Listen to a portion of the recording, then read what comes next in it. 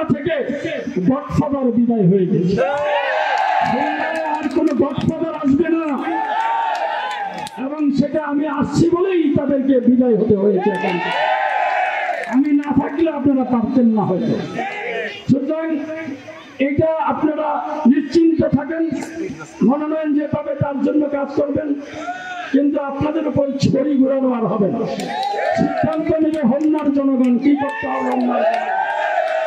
যে হোমনায় কিছু সংখ্যক লোক বিশৃঙ্খলা করতে চায়, হোমনার জনগণকে নিয়ে ষড়যন্ত্র করতে চায়, কিন্তু হোমনা ষড়যন্ত্রকারীদের হবে না।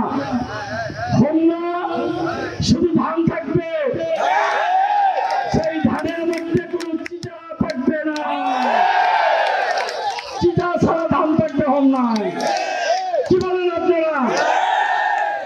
ফেব্রুয়ারি মাসের যে নির্বাচন, সেই নির্বাচনকে বানচাল করার জন্য একটি চক্র গভীর ষড়যন্ত্র করছেন, কিন্তু আমরা সেই চক্র, সেই ষড়যন্ত্র আমরা বানচাল করে দিব।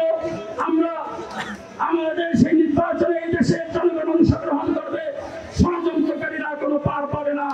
তারা যেই সমস্ত ভাষা ব্যবহার করে হাঙ্কি মাঙ্কির কথা বলে, আপনাদেরকে বলছি আপনারা হাঙ্কি মাঙ্কি করবেন না। বিএনপি দেশের জনগণের দল, বিএনপি ভেসে আসেনি।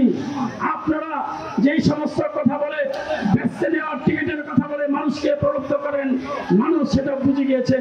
সুতরাং এই দেশের জনগণ ফেব্রুয়ারিতে যে নির্বাচন হবে, সেই নির্বাচনে বাংলাদেশ জাতীয়তাবাদী